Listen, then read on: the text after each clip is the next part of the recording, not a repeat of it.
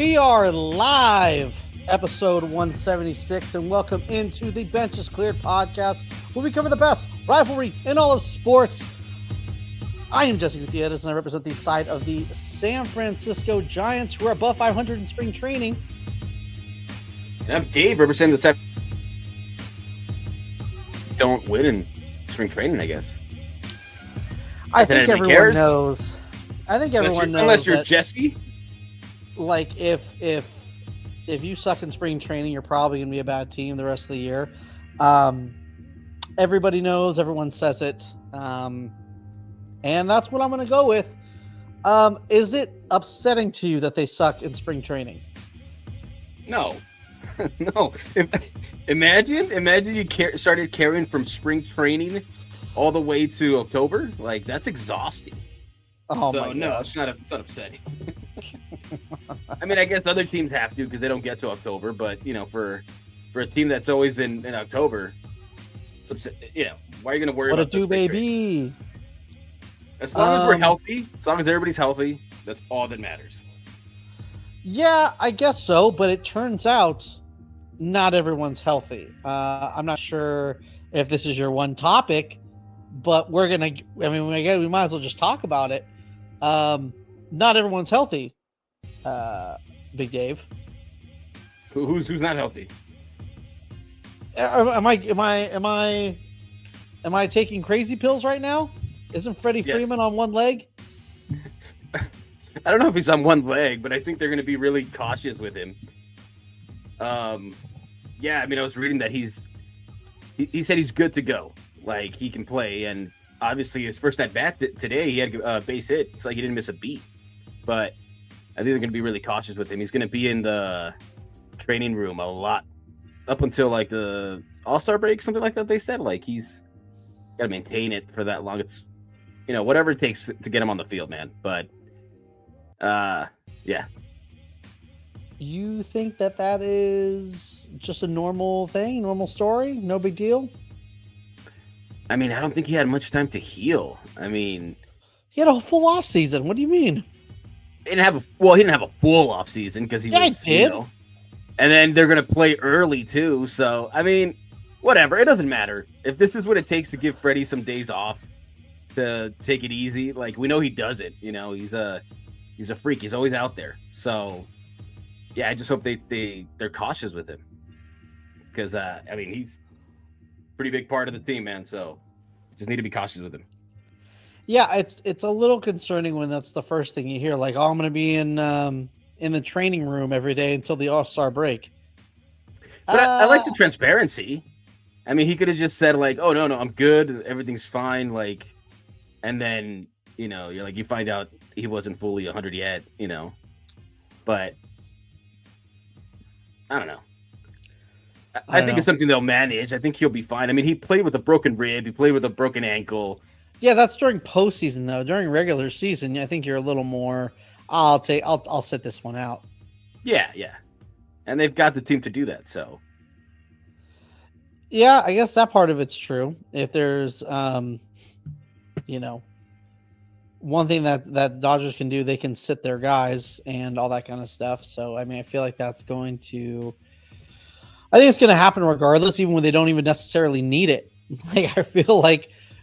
Even if it's like a minor inconvenience, they're going to be like, yeah, why don't you just take a couple of weeks off? We'll just IL you, call up, you know, this guy, and maybe we won't win 120 games, but we'll win 105 games, and we'll just go from there. Maybe, but I feel with Freddie, it's kind of like I'm in there no matter what. So I think with this, maybe Roberts can use it as an excuse to give him more days off. You know, like, hey, man, take it easy. We need you for October.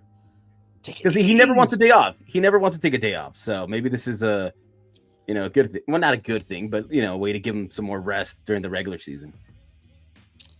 Yeah, I guess. I don't know. I just feel like you might be underselling it just a little bit. Like I don't know. Like you just said the one you thing think that the I really sky's want. falling, right? Well, I hope the sky is falling for him. I don't want it to be on injury. I just hope they just, start sucking out of nowhere. But when you hear, oh, we just want to get to the regular season healthy, and I know it's like the last of the third, but your main third, big three is basically like, I'm probably going to be in the training room a lot.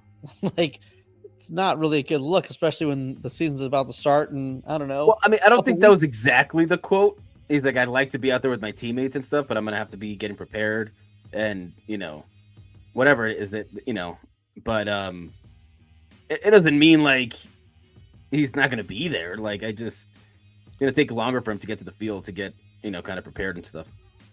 Do you think it's going to be, hey, he's going to need some time off, or do you think he's going to have a slow start? I don't know how Freddie Freeman usually is. Is he usually like a slow starter, or does he kind of come out the gate, or kind of, doesn't really have a track record of it either? I don't think he had a slow start before, but I don't know, man. I'd rather have him out there regardless than not. So just by his glove alone, Yeah. Yeah, then you could just make that Nolan Arenado trade, and then, Max Muncy can go to first for a little bit, and then, Well, let's not play carousel. We've already done that too much already. Yeah, and what's going to happen when Freddie comes back. Yeah, exactly. I even saw I saw something about possibly you guys are getting excited about trying to get Rafael Devers. Like, and that's the thing too that we were talking about. Like, it's like that's so outlandish and so ridiculous.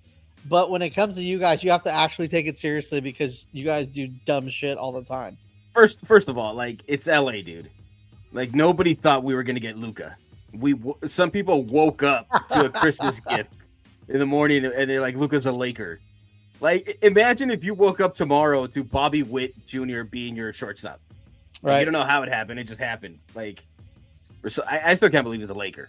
But nothing's out of the question now. Like, any outlandish thing that you can think of, nothing's out of the question when it comes to some LA teams. So, yeah, Rafael Devers, they're angry at each other. Yeah, man, let's go trade him a couple prospects and get him back over here.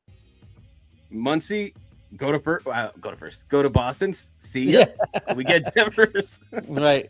Well, you're going to be going to first in Boston, but yeah, I guess so. I don't know.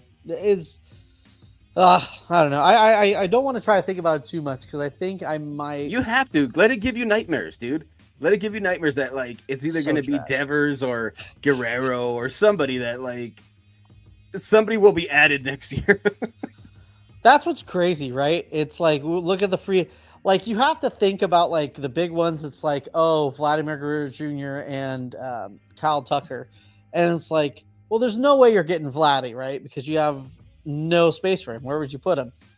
But then you look at Kyle Tucker, and it's like, gosh, man, if you wanted him, you probably could have him. Well, Kyle Tucker... that would be your revenge against the Astros. Kyle Conforto's gone after this year. He has a 1-year deal. Right. And they keep saying that Rushing is not going to be playing left field. That if he comes up, he's going to be a catcher. So that opens up a spot for next year or whatever. And Muncy only has 1 year with the team option. So, I mean, that's a possibility as well, man. I'm just saying, every outlandish thing that you can think of is a possibility now. What do you mean? What else is a possibility? Vladdy? Both of them. Both. Skip. There's no way. Where would you put Vlad? You're gonna put him at third. I guess you guys don't care about defense if you're putting Mookie at short. So, I guess you could put him back at third. All this slander that you just casually throw out there when it comes to Mookie, just at any point. Yeah, it's gonna be clipped. It's gonna be clipped. Clip it, and then when he has like 20 errors, in the first week, then you can clip it as well. Right. How old is Freddie Freeman? Off the top of my head, I'm not sure. No, this is stuff we should have. We'll get our research people on that, and we'll come back to it. But yes, I mean, I think we should talk. We decided to take a couple storylines from. He's 35. 35. Yeah, this is the downfall. I mean, he's already out for half the year. Yeah, but Justin Verlander is gonna have a great year because it was just a freak injury. Yeah, okay. It was a freak injury, first of all. Second of Yeah. all, who's good at age 40? Who's good at age 40? Nobody, except for one guy. So he's a unicorn. The rules don't apply to him. Grandpa Verlander, dude, you're gonna eat your words. Making fun of the World Series MVP, saying his downfall. Get out of here. I'm just saying, if he's going to be out half the year or going to be on one leg for half the year, he's probably not going to. Is Freddie Freeman a Hall of Famer? Would you say he's a Hall of Famer? Yes. I wonder. How is that a question? What are you wondering? I wonder if the two-time what MVP?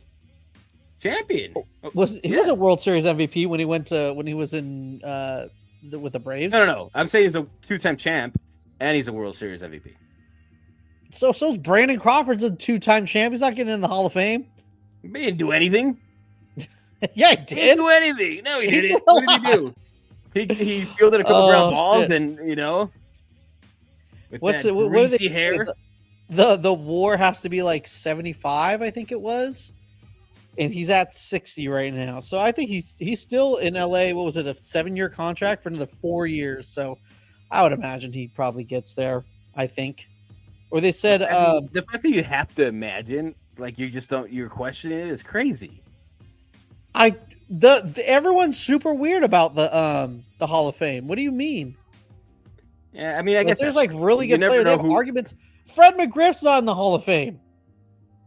Yeah, you're right. I mean, you never know. But if it was up to the fans of all MLB, not just the Dodgers, we'd all vote him in, right? Like it's obvious that he's in. I think so. I mean, I think sometimes you got to step back because there's some times where you're like, oh yeah, he's a Hall of Famer, and then you look at career stats and you're kind of like, oh, never mind. Like I thought that way about Johnny Cueto for a little bit. I was like, he was always number 2 against Clayton Kershaw. He never really got any love because, Kershaw was just killing it. He was always like Cy Young too.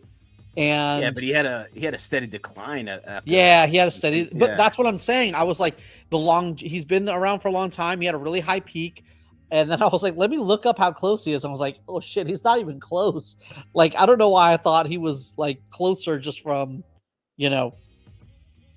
thinking. Yeah, I mean, I don't know. I just think the way Freddie hits, it's not going to go away anytime soon. You think Freddie's there? Yeah. He's a contact hitter most of the time. So Dante's in here and at least dropping some first ballot. Of course, man. He gets dropping some knowledge. He's the active hits leader. I'm not sure if that's true, Dan, but I'm pretty sure I believe you. And I will not research you because I'm just going to accept it. Yes. So Freddie Freeman, Hall of Fame. Yeah, I'll agree with you. That's fine. I just asked. I was just asking. All right. Okay.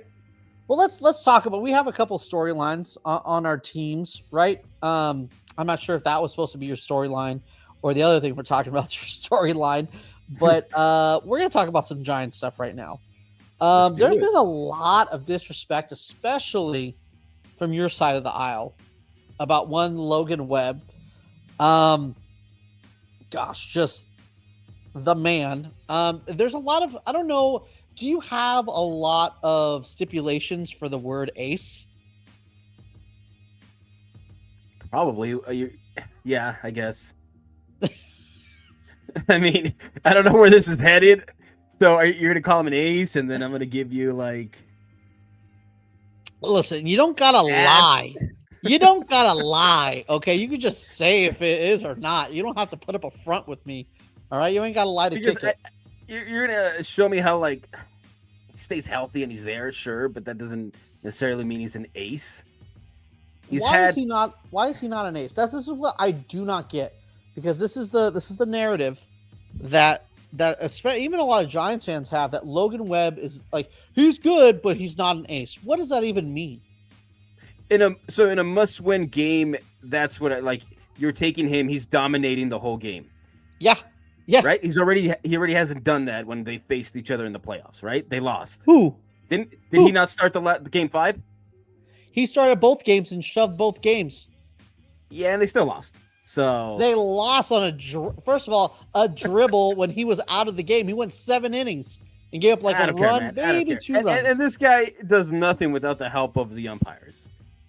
His plate is so freaking huge. So we're gonna ignore. We're gonna ignore 2022. Is what we're gonna do. Yeah, we're definitely. Gonna ignore Yes. For many reasons. Argument, I will. For many reasons, especially that year. For many reasons, I will ignore it. I don't know. I don't think he.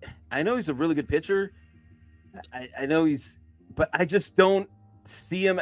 I don't know why that is. I can't tell you why, but it's not like he strikes fear into people. Like other, the thing is, I guess I can compare it to like DeGrom. Like when you were facing a guy like DeGrom, you're like, oh damn, like we better not give up any runs. This guy's like, you know what I mean? Like that kind of fear. Is that Logan Webb? Well, here's the thing. It should be, right? It should be. If your fans saying it's not, kind of telling, but it's because they're stupid. So here's the thing. He doesn't have a high strikeout rate. He doesn't. The guy gives you 200 innings every single year, and his ground ball rate is 95th percentile. I'm looking here on Baseball Savant. So it's like his barrel percentage is elite, his walk percentage is elite, his chase percentage is elite.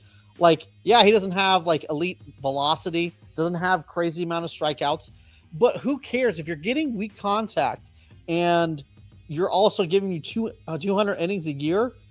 This guy, okay, so in 2022, he was 11th in Cy Young voting. In 2023, he was 2nd in Cy Young voting. And last year, he was 6th in Cy Young voting. So you're going to tell me he's not an ace, but he's one of the top pitchers in his league every single year? Yes. Make it make sense.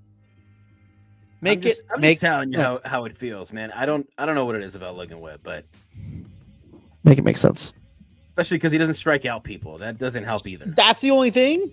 So a guy could suck and strike out a bunch of people, and he's an ace. When you look at somebody who's dominant, you want him to strike out people. It's part of the ace, the stuff that goes with being an ace. Okay, if they're inducing a crazy amount of weak contact, which that's what he does, that's not good. That's not ace level. But I don't know. I don't know how to. It just sounds more like a crafty pitcher than a dominant pitcher. We're talking crafty. He gets double plays. He gets, like I need him strikeouts. I need him to blow it past people. I don't want to say he doesn't strike people out. He strikes people out, but he's not one of the top strikeout guys. He's not striking out 250. He's striking out like 180, I think. You think he's the ace on a lot of teams? A lot of top teams? You think he'd become the ace? I think he should be. If he's 11th in his league, 6th in his league, and 3rd in his league, that means, NL West alone. Just in the NL West alone. Who are you putting him above in the Dodgers rotation?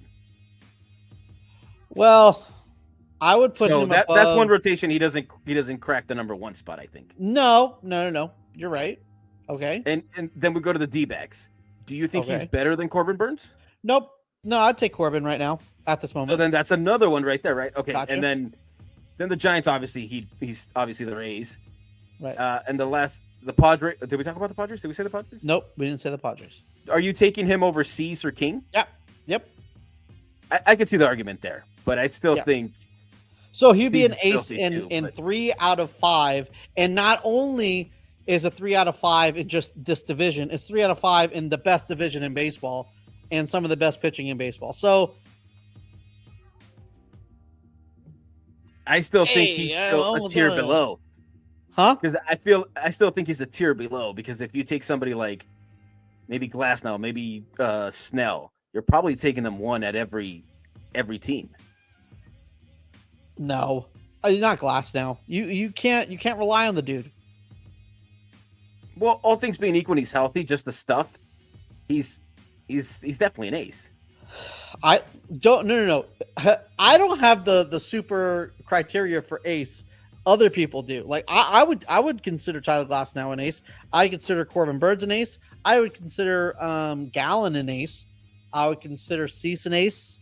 I think King has to do it a little bit more for me to consider him I don't think he's an there ace. yet. He's nasty, Right. but he's not. The Yeah, only- he has the to do it only- a little longer. I think you have to be super special to be considered an ace out the gate, like if you're Skeens. But like King is like he was very good, but I think he needs to do it for another year or two before he can get that status. But that's still the same thing. Yeah, I mean, I don't know. I feel like he's somewhere below the top echelon. Like he just makes the cut kind of thing. This is what happens to baseball fans sometimes. Like, especially when we're talking about things like Hall of Fame, right? When you're like, there's like you make all these good arguments, and then someone will be like, man, it just doesn't feel that way. Well, stop. Just listen, and then just make your decision on the facts. All right. I'm rocking back and forth because you're stressing me out. All I'm saying is, if Corbin Burns had been added to your team, then the ace of your staff is no longer the ace. But you could say that with. There's a number of pitchers that I could say. I could say that about Paul Skeens if you put him on the Dodgers. I could say that about Jacob deGrom if you put him on the Dodgers. You could do that with a lot of. Yeah, but then that tells you. Then that means they're an echelon below, like a level below some of the aces, right? But you just said that they were aces. Are you saying Tyler Glasnow and Blake Snell isn't an ace? They're aces. Okay, then yeah, then if you're in the top 10 in your league every year, you're an ace. And I think it's different for each team because like they'll call somebody their ace, which is their best pitcher, but really like right. it's just a good pitcher for some teams. Yeah, but I would consider an ace being top elite. So it would be like the elite of the elite. It would be, maybe like the top 20 pitchers in their respective leagues, or top 40 pitchers in baseball. Maybe even 30. 30. I'd probably be wrong, but I feel like he'd be just making it the elite. I don't know. No, like there's probably more dominant pitchers than him. Cy Young votes would tell you otherwise. 11, 2, and 6. We'll probably come back to this discussion at the end of the year just to see. But I mean, he's already done it for a while. It's not like I don't know. Anybody out there, give me an argument why Logan Webb is not an ace, please. I would love to yell back and forth with you at somebody.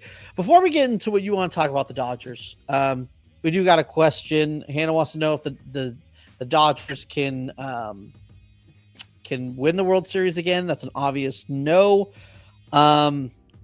because Freddie Freeman is going to pretty much be out. Shohei Ohtani is probably going to get in another scandal that will take him out for the year. What else? What else can I run with? You could say a lot of things. Can they win another World Series? Yeah, of course they can. Will they make it there? That's the question. I don't know. It's all about health, man. Everything's there for them. They have all the talent. It just has to fall into place again. The good thing is that a lot of the same pieces came back. So Teoscar and I'm not sure who we lost. Did we? Honeywell, Kelly, I think. Like, what about your man Mueller? You just gonna forget about him? Because it's still painful, dude. It's still painful. You don't have to bring that up. But and then you add Snell, you add Scott.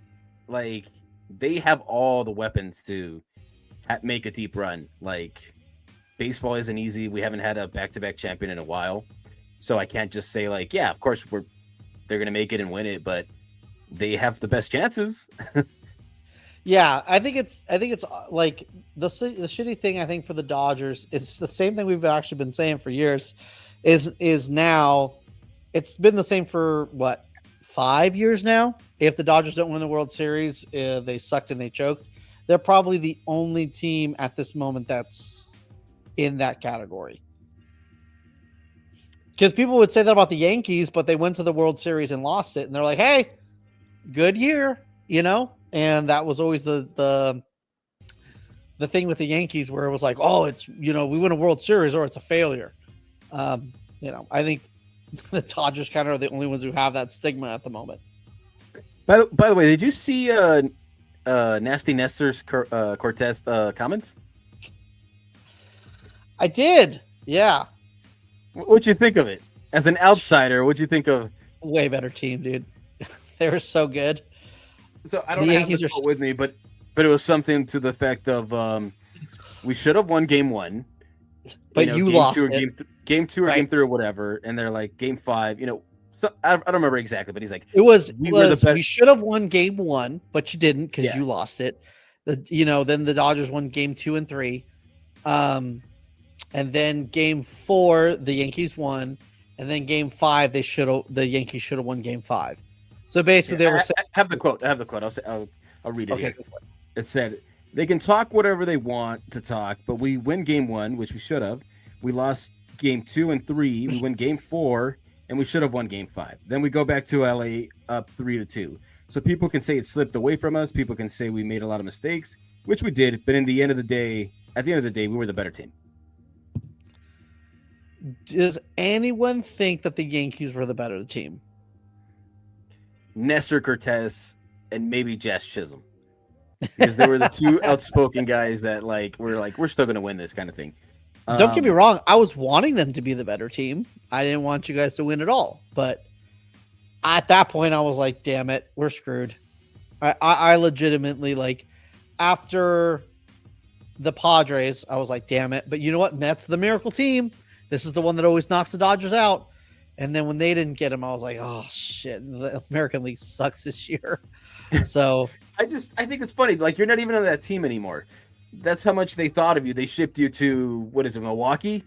And you're literally the reason you lost game 1. Like, we should have. Maybe, dude. Maybe you don't throw a meatball to, Freddie Freeman. But thank you. But I don't get this. We should have. We could have. Like, that's just some copium there, man. Like, no, you were not the better team, and it showed. I don't like, think hey, man, anyone could realistically say they were better than Dodgers on paper in that postseason. Well, there's one team that could have said that, and that was the first matchup, I think. I think they were the most complete team. They were the most even team. On paper? A rotation, yes, but other than that, I think it was pretty equal, man. I don't know. I don't think it was that. I thought they had honestly, I thought they had the better team because of the rotation.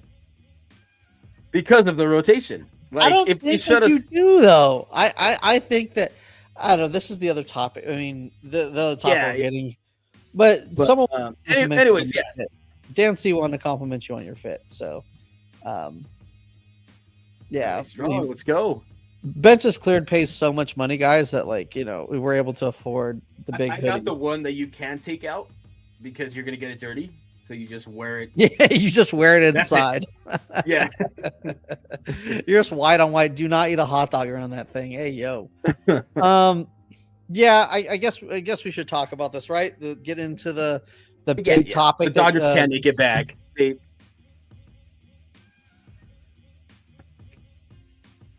Yeah, let's do it. Well, I mean, I don't know how big of a topic it is. You're making it seem like it's. Well, it's here's just the thing. We're at this point. We're at this point in the off season, right, where it's spring training. I think we're still excited on spring training, especially for Giants fans, because I think we're gonna be able to start watching games pretty soon, which is kind of nice. You might be starting to get over it, but there's not a lot of huge storylines, right? Because it's like, I don't know, in Giants, in the Giants world, it's these competitions of these guys that are fighting for the 5th spot or that are fighting for a bench spot. But how exciting is that? The main everyday spots, I think they already know who they want there. Maybe they feel like they have to make guys earn it, so to speak. But I don't, unless they have a crazy, just bad spring. I don't think anything's really going to change their mind, to be honest with you. I don't think that they're arguing. I don't think that, excuse me, sorry. I don't think anyone is arguing. Luis Matos had 7 home runs when I don't know, Mike Yastrzemski had 10 home runs. That means Mike Yastrzemski, we got to get him these at bats. I don't think that they're arguing like that. I think it's, I don't know. Maybe I'm crazy. Maybe I'm not. Maybe I'm smart. Who knows? I think you're a little crazy. Crazy. Speaking of crazy, let's talk about these Padres and how they're better than you. This is a story that's came out, which is kind of funny. I'm not sure how you feel about this. It sounds like you're on one side, but I don't know. Let's hear how you're going to spin this. Go for it. Okay, so I guess it was a Bob Nightingale piece, and they interviewed the Padres, and so that's what Manny had to say. I hate losing, I really do. We had them, but we came up short. When you lose to the champions, it stings. You see them win it all, and it's like, damn, it could have been us, right? Well, could it have been them? Do you think it was? Do you think if they won, they would have gone all the way? I think it's definitely possible, but I think it's the same thing that we were saying with the Mets too. They were the miracle team. I think that it was definitely possible that that the Mets took out the Padres. I don't think that that's crazy either. Because I mean, it's not like the Dodgers spanked them. They beat them in 6 games. You know what I mean? Like their backs weren't necessarily up against the wall, and it wasn't nearly as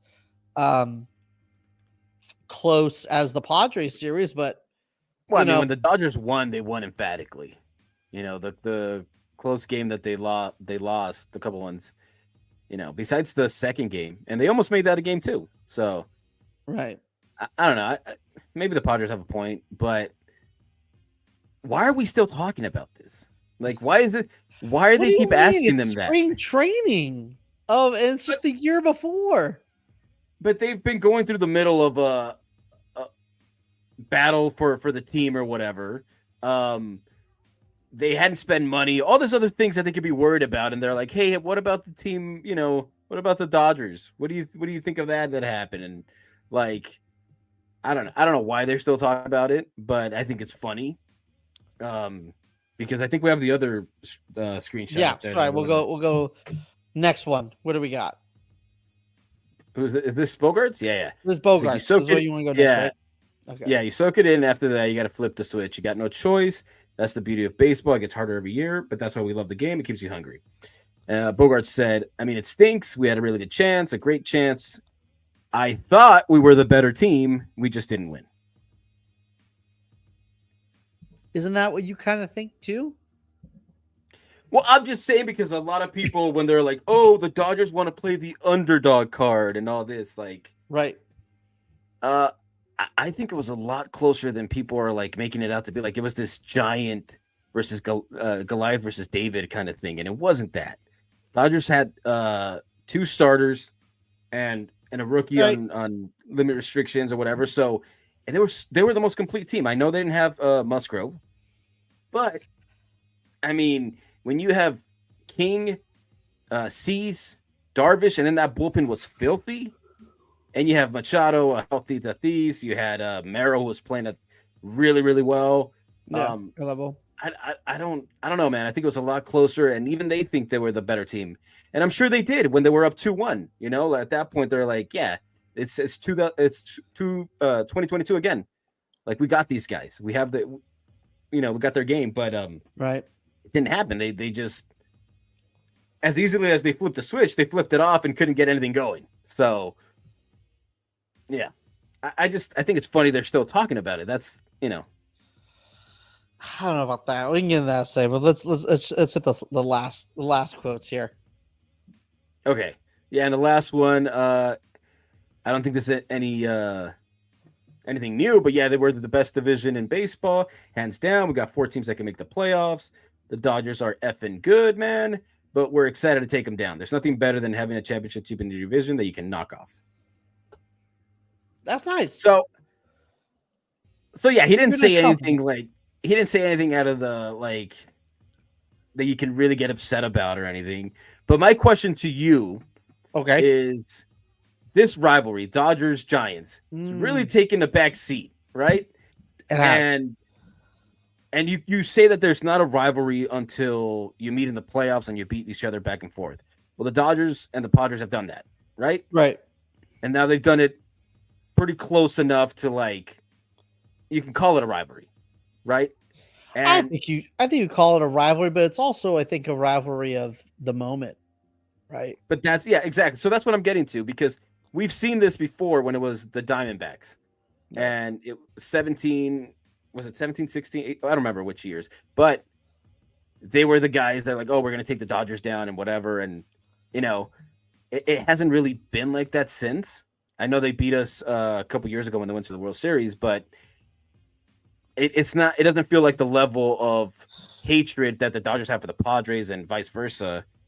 The fans for each other. Both sides think they're both obnoxious, and meanwhile, the Giants have kind of taken a step back. Do you think Yeah. that changes this year? Do you think, or are you just going to take another step back? Like we're I we're think supposed to be the it's gonna stay the same for at least another year. I mean, I would love it if it's as a random 2021 type, you know, situation where the Giants play out of their ass, and they have potential, and there is a definite path for them to be competitive this year and to compete for one of any of the wild card spots, honestly. But a lot has to go right, and I just don't think that they're set up to. The Padres are better than them, and they have a thing with the Dodgers right now. And I think it's going to take at least one more year for the Giants to be better than the Padres, because you need another year for Manny to maybe kind of step down a little bit. They have Jackson Merrill, they have Tatis, but it's also like their starting rotation. They're about to lose their top half of it next year. And especially if they're not really sign guys at the level they were signing before. I think they're going to nosedive. I think it's very possible that the Giants' young players are, take steps forward and they can come and be that team and challenge the Dodgers. But there's just such a gap between the Giants and Dodgers right now that it's kind of hard to imagine, which yeah. really sucks. But And the Diamondbacks are there as well, man. Like we don't really mention them as much because it's a Dodgers Giants podcast, but they're really solid. I don't know if they're better than the Padres or just they are. as good. I mean, because of that I think they're better. rotation is filthy, man. So Rotation's better. As far as lineup, I think the Padres is obviously has better players. Like the top half is better, but a 1 through 9, you could probably make an argument for an all around lineup, with the Diamondbacks, because here's the thing. They were the number one offense in baseball last year. Better than the Dodgers, better than everybody. Scored the most runs per game. Like they lost Christian Walker. You know what I mean? They lost Jock Peterson, who had a good year for him. They re-signed Randall Grichuk, but Randall Grichuk played out of his ass. I'm not sure you can exactly pencil in that he's going to do the same thing.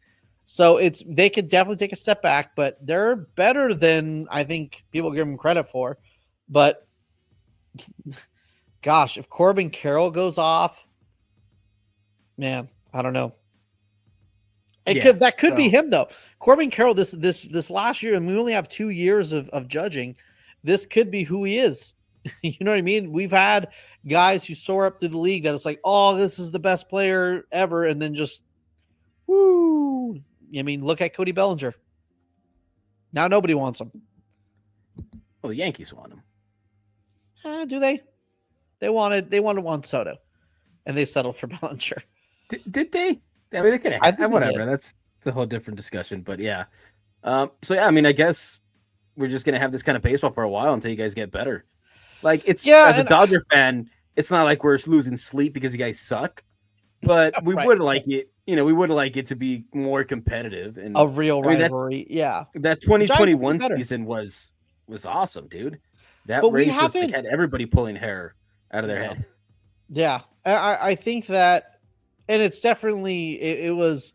I think it was more stressful for you guys because I think we were playing with house money in 2021, where it was like, if we don't win the division, whatever, look how much we scared them. And then even the playoffs, like, I don't want to say that I was cool with losing because that was literally like the worst situation ever. But as in baseball terms, the Giants were playing with house money. They weren't expected to win the division. They weren't expected to be there. So to take the Dodgers to 5 games and lose on a baseball standpoint, I think you're like, hey, successful season. Let's. I hate that mentality, dude. I hate that mentality. What? Like, oh, we're just happy to be here, house money. Like, if your team surprises you with a good season, you want to see them win. Of course. You're not like, oh, well, we just got here now. I'm okay. Like, nah, dude, it still hurts. It still sucks. Like, we should have won. We should have won. So I always hate because you see that all the time. Before they go into a matchup, you're like, oh, we're gonna win. We're gonna beat these guys. Blah blah blah. We got this. And then when it's over, well, we're just happy to be here. Like, no, no, get out of here. I was not just happy to be there, but I'm talking about like in a baseball standpoint. Like, if you take the fandom out of it, they weren't supposed to be there. You know, like I think you would consider that a successful season, you know, to build on and to get better. And the Giants didn't build on it. It fucking just went, you know, so. Well, they thought the dark magic was going to last forever, and it was just a one-season trade-off. So. Farhan voodoo magic. Yeah, like at that point, you couldn't tell Farhan anything. Like he's like their biggest mistake is they had multiple guys who wanted to sign with the Giants. It came out that Marcus Semien was like, I want to stay in the Bay Area. I want to be in the Bay Area again, you know, because I think he was with Toronto at that time. And then it was like, obviously the A's ain't signing him. And if he's talking about Bay Area, there's one team that will pay him, and then we didn't do it. Kevin Gausman was like, they literally didn't give me a contract to sign. I would have done it. I would have taken less money, you know, but they didn't offer me shit. So they just thought they could weasel their way out of being, they could be the Rays 2.0 and not pay anybody. And it was their downfall. All right, cool. All right, super solid. So anyways, back to my original question. We have to wait a couple years for you guys to be better then. I would say 1 year. I think also too. I think one thing that we are kind of dismissing is this run that the Dodgers are on is historic. And I mean, how many years are we here now? 12 years. Are you talking about the Dodgers? Yeah. Would you? I mean, you're never going to say yes, and a lot of teams are not going to say yes because, unfortunately, we dictate success with championships, and that's it. But there's got to be something said for a team that's always in it, and they're putting a very competitive product on the field, you know, and not worried about like, oh, should we get this guy? Are we going to have to trade this guy? And it's been, like you said, 12 years and counting. So are they successful in your eyes, even though they've gotten, 2 in that span? I don't think you could see it any other way. I mean, this is. I mean, there's people out there that would probably say yes because they've only won. I think they're just talking shit. If it was their team, they would think it's successful. I think that it's very obvious. This is like the golden age of Dodger baseball. Like now, even when the Giants were at their heyday, right? They didn't get multiple different rivalries because it was like they were never the best team into the season. They just kind of had magical runs. And there were spaces between their World Series. There was, you know, they missed the playoffs in 11, 13, and 15, you know, like, so like there was not like a pure dominating the regular season. The way the Dodgers have dominated from 13 to 2025 at this moment, like I think there's only one other team that's been this way. And you would count it as, I mean, I guess the Yankees too, but the Braves, the early 90s Braves who made it to like 15 straight divisions, I think it was. So I mean, everyone talks about that. They only won one World Series. So, you know, I think if you're a Braves fan, you think that's a successful point in your franchise. So. All right, cool. And you guys have 1.5 World Series, but. I don't know about that. I don't know why we got to go there, but okay. Weird flex, but okay. Weird flex, bro. We literally have double on our run, but that's a whole nother story. What was it, like 50 years ago? That was 10 years ago, 11 years ago. You were 10 years younger, man. Look how much you've changed. Oh, damn. I can go back. Shit, that was a good time. That was good times. But man, it's been great, y'all. Before Yeah. we close out, I think maybe Last last dibs. subject. I think maybe we should talk a little spring training. Are we? Give me a guy that you are that's doing good that you're excited about. Maybe someone that's struggling that you're worried about. I will go first. I'll let you think about it for 2 seconds. Go for it. I am a little worried about Marco Luciano. I was between him and Bryce Eldridge because Bryce Eldridge has kind of really struggled. But I'm gonna go Marco Luciano because he only has 1 more year of options. So I mean it's obvious that he's gonna be in AAA this year. I think there's almost no way that he makes the team. He is just newly in the outfield, and he has hit a home run. He's looked pretty good, but I really want him to have that Heliot Ramos type season, and it's going to have to be at the end of this year or spring training next year, or else it's going to be Joey Bart all over again, who was released for nothing and now is killing it with the Pirates and is now their starting catcher. So why we have Tom Murphy on this roster and not Joey Bart, I have no idea. I do not know. But yeah, I'm a little worried about Marco Luciano. Want him to do good. And yeah, hope he's a good left fielder and he could just be that guy next year. All right. And who you worried about? You said That's Luciano, what I'm worried right? about. That's what I'm worried about. Luciano. Well, then who are you excited about? Oh, you want me to do both? You want to go back and forth? Yeah, I want to hear. I want to hear your. Well, let me give you mine because it's kind of a layered question. Because somebody asked me on Instagram the same question: Who do I think is struggling, and if it's a problem? And Okay. they're asking about Kim. If Kim struggles, they worry some. I don't think so, but I do think it worries me a little bit because then you bring in Edmund to play second. And so you lose your center fielder if that's where you're going with. Yeah. And you have to put Pajes out there. And Pajes has worried me more than Kim. I'm not worried with Kim because I figured that he'd have to have some time to try to get, try to hit major league pitching and adjust and all that. And if it wasn't going to be with the major league club, maybe he'd do it in the minors.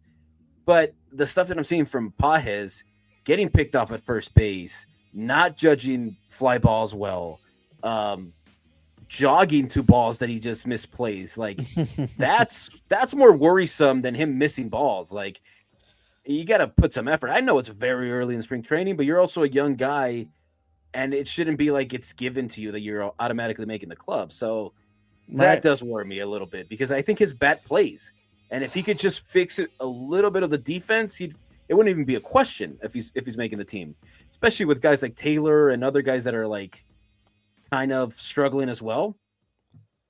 But that guy worries me. I think I don't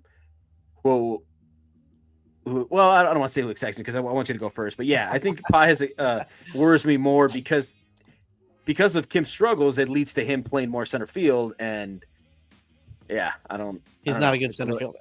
It's a little iffy. Yeah. Yeah. I'd rather have Edmund out there in center field. Yeah.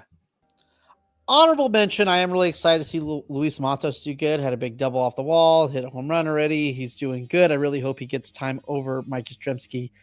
Honorable mention there. And I'm still going to cheat because I'm going to do multiple people. I'm really excited how this young pitching has looked. I think Jordan Hicks pitched in and out of jam. Well, that's your man crush, dude. Jordan Hicks hitting the top 90s. Hitting the top 90s, though. He's your Bobby Miller. He's my but Jordan Hicks is good. So how dare you?